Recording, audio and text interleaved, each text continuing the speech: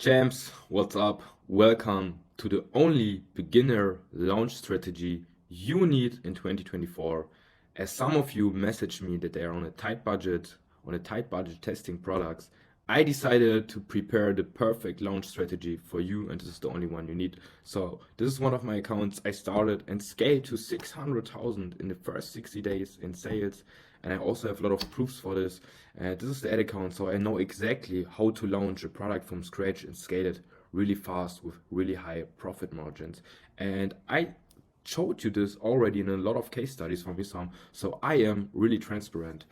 So yeah, here's another account that I started and scaled to 450,000, and I will use it as an example. And the proof that I really did it is Luvix, and I have a Luvix case study on my channel. It got like 1,000 views. It's my best videos so far, so check it out. There's the complete transparent case study. But yeah, let's go.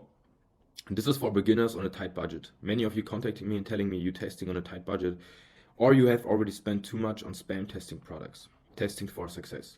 We are in a testing phase because we haven't found a winning product yet. To reduce risks, we sometimes have to try different methods, and even if they are not the standard way of doing things. Scaling up with better methods. As we grow, we will start using more effective methods that allow us to expand our marketing efforts on a larger scale, knowing the best practice. I understand all the recommended ways of advertising and reaching a broad audience, and I myself use them in the accounts I showed you. But me and my team are already experts. We exactly know how to craft good offers and combine them with absolute killer creatives. You as a beginner probably not. That's why as a beginner you need a different method. Quality and testing. Right now we are all about making really good ads and testing them. We know that beginners might not have the best quality work at the start, so we are making sure our ads are seen by the right people on Facebook, proving our idea. Once we see that our way of doing things is working, so a kind of proof of concept, we can improve it and show our ads to a broader audience. Getting those first sales. Our main goal is to make our very first sales, so we have a proof of concept. Even if it's just a few, this proves that our idea is working and we are making money. We are also careful not to spend too much. Proof of concept is crucial. So this is the campaign setup, nothing too crazy. If your product is priced more than $40, set it at $10 a day. If your product is priced then less than $40, set it at $5 a day. Yeah, I think this is really easy to understand. So I personally go always with broad targeting, but we are doing here a beginner-friendly strategy.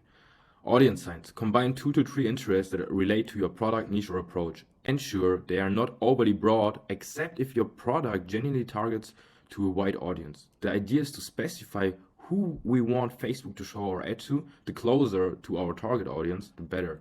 For instance, if you are selling a hairstyler, you can combine shampoo and hair curler. In some cases, you may need to combine several interests to reach a larger audience, at least in the millions. Aim for interest with at least 1 million potential viewers. Placement, Facebook, Instagram, feed only.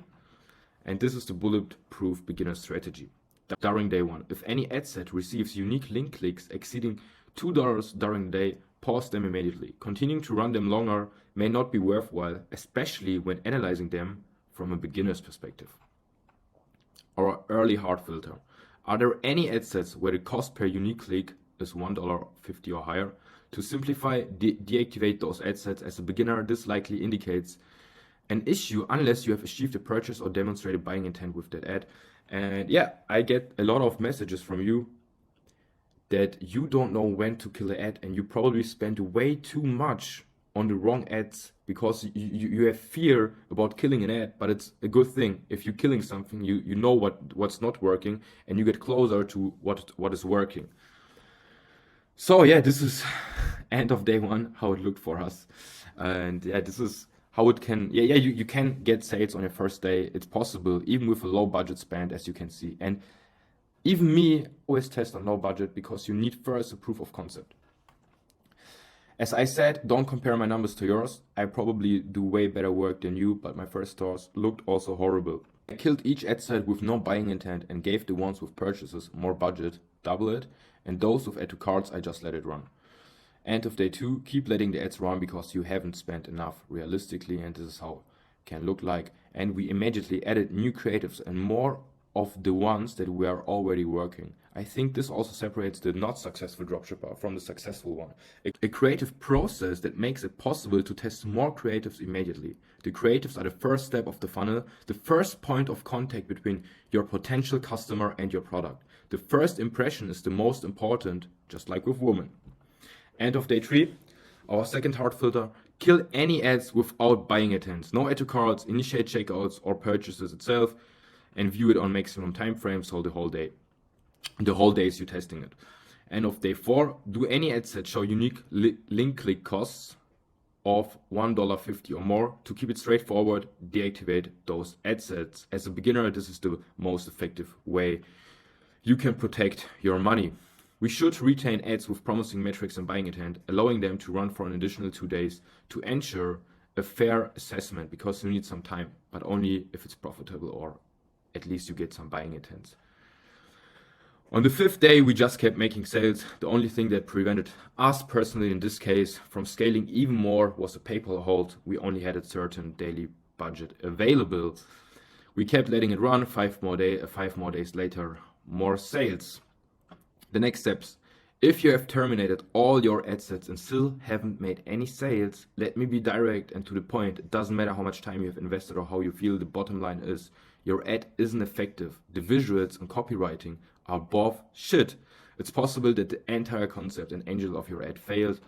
And this is the solution. Consider finding a new product that makes it easier to create more compelling ads. As I always say, for a beginner, it's mostly way easier to sell a problem-solving product.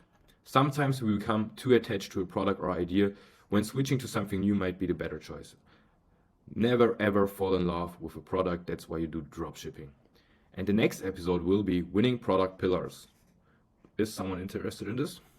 So if your product is genuinely good, review your ads and improve them. Create new ad sets and launch them. Maybe you didn't follow the right structure, or perhaps you were a bit lazy when creating the ads. We all know this. You might have come up with a fresh idea or concept for your ads, or you have discovered a new marketing angel. In that case, create a new campaign and new ad sets to reflect these improvements. Keep scaling what have worked and keep finding new marketing ways. If you got some sales and you don't know how to scale, you probably need a scaling lesson. Comment scaling if you want to see my scaling strategies, and give the video a like if it was valuable. Jams, see you. Hope this helped you, short and sweet.